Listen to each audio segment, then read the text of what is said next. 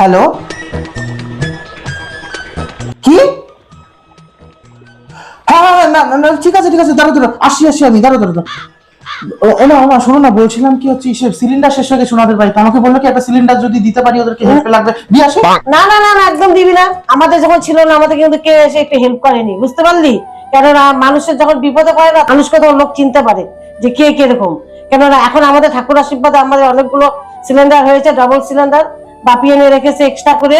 কেন আমার যে ছিল গ্যাসের বই, আমার গ্যাসের বইয়ের বুক করা আছে দুটো, আর বাপিরও আছে। কারণ আমাদের 4টা সিলিন্ডার ঘরে আছে, 4টা ঠিক নেই, 3টে আছে, আর একটা হচ্ছে এখন রানিং চলছে রান্না। তো এখন দেবো না, না কাউকে দেবো না। দাঁড়াও তুমি। হ্যালো,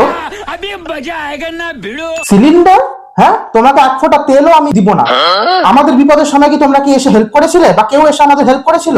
আজকে ঠাকুরের আশীর্বাদে আমাদের অবস্থা একটু ভালো হয়েছে বলে তোমরা একেবারে সেই ফায়দা লুটার ধান্দায় আছো।